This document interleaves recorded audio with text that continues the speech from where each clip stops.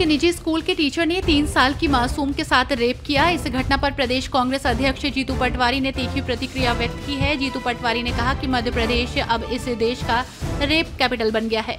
जीतू पटवारी ने social media x पर post संदेश में तंज कसते हुए कहा कि कितना दुर्भाग्यपूर्ण है कि भोपाल में 3 साल की मासूम मुन्नी रेप का शिकार हो गई। मुझे शर्म आती है ये बात सुनकर कि आरोपी मुन्नी का शिक्षक है। राष्ट्रपति द्रौपदी मुर्मू ने Malviya national institute of technology Jaipur के 18वें दीक्षांत समारोह में बतौर मुख्य अतिथि शिरकत की। उन्होंने 20 में से 12 स्वर्ण पदक छात्राओं को मिलने पर खुशी जताई। राष्ट्रपति ने कहा कि लड़कियां आगे बढ़ती हैं तो देश तेजी से विकास पथ पर आगे बढ़ेगा। उन्होंने कहा कि शोध अनुसंधान में भी छात्राओं के आगे रहने से देश वैश्विक स्तर पर अग्रणीय रहेगा।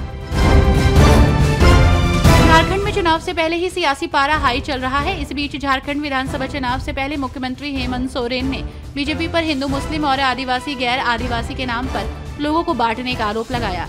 उन्होंने कहा कि बीजेपी के झांसे में आने की जरूरत नहीं है। झारखंड में गरीब गुरबा की सरकार है और बनेगी।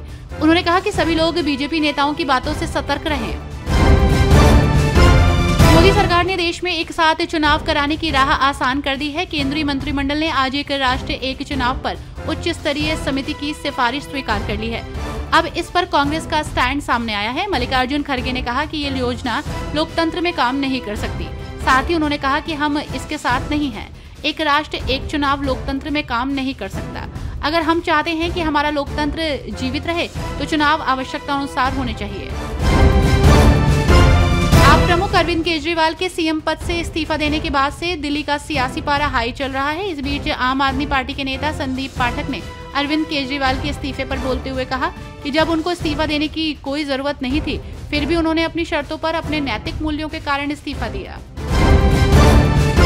कांग्रेस नेता शकील अहमद खान ने जम्मू कश्मीर में हो रहे इलेक्शन पर बोलते हुए कहा कि जम्मू कश्मीर में जमहूरियत आहिस्ते आहिस्ते अब सांस लेगी। उन्होंने कहा कि पहली बार ये इतिहास में हुआ है कि किसी राज्य को यूटी में बदल दिया गया हो और दिल्ली डायरेक्टली राज कर रही हो।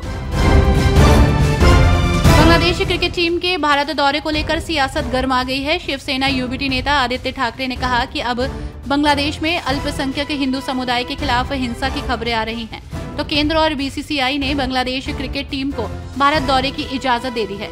उन्होंने सवाल किया कि केंद्र बांग्लादेश पर इतना नरम क्यों है। एक देश एक चुनाव के प्रस्ताव पर मोदी कैबिनेट ने अपनी मुहर लगा दी है। आगामी शीतकालीन सत्र में इससे संबंधित बिल भी लाया जा सकता है। तो वहीं केंद्र के इस फैसले पर आरजेडी की प्रतिक्रिया सामने आई है। राजद नेता मनोज झा ने कहा कि मोदी जी कोई नायाब हीरा नहीं ला रहे। देश में 1 नेशन 1 इलेक्शन था, लेकिन 1962 के बाद वो क्यों हटाया? क्योंकि एकल पार्टी का प्रभुत्व खत्म होने लगा। जम्मू कश्मीर विधानसभा चुनावों के लिए आज पहले चरण के लिए वोट डाले गए। इस कड़ी में कांग्रेस नेता संदीप दीक्षित ने प्रतिक्रिया दी। संदीप दीक्षित ने गृह मंत्री पर निशाना साधते हुए कहा कि अमित शाह जी क्या कहते हैं क्या नहीं वो जाने, क्योंकि उनका मकसद जम्मू कश्मीर का विकास या वहां के लोगों की आकांक्षाओं पर खरा उतरना नहीं है। अमित शाह जी जानते हैं कि वो जम्मू कश्मीर हार रहे हैं। हरियाणा चुनाव को लेकर तैयारियां जोरों पर हैं। इस बीच कांग्रेस ने अपना घोषणा पत्र जारी कर दिया है। पार्टी ने अपने मैनिफेस्टो के रूप में 7 गारंटियां जारी की हैं। अपने घोषणा पत्र में कांग्रेस ने 25 लाख तक का फ्री इलाज, पुरानी पेंशन योजना बहाल करने समेत कई बड़े वादे किए हैं।